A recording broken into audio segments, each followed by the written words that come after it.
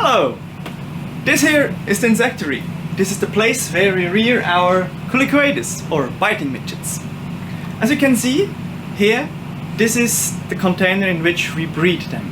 It has a top part. In this top part are the insects, and in the bottom part there is cotton and some water.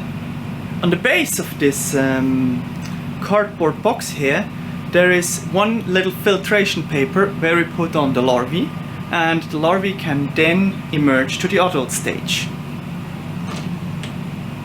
But let's look where they live exactly, eh?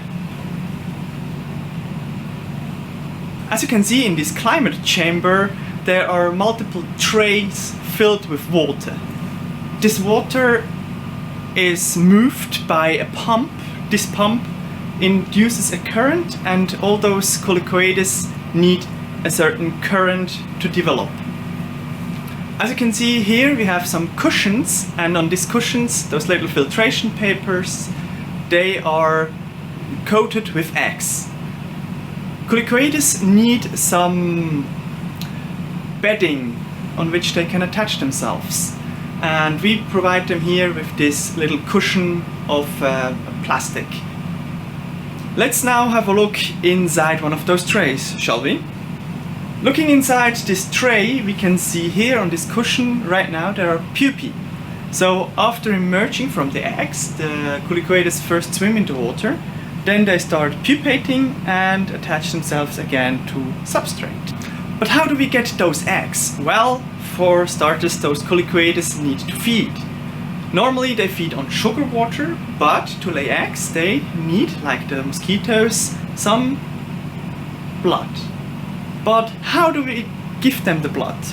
Well, as you have seen, the mosquitoes get blood with those hemotic feeding systems, but for the Culicoides we have a slightly easier method. Let me show you. As you can see here, we first take the blood out of the container, then we put it on the plastic cup,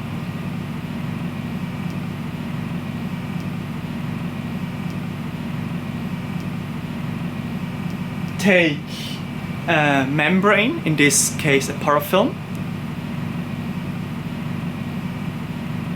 stretch it, put it on top, and now we have a feeder. Taking this feeder, we now can put in some tap water, warm to the touch, and done. Now we can put it on top of the breeding cages, and the little Culicoides can feed. Thank you for watching. This is how we rear our Culicoides.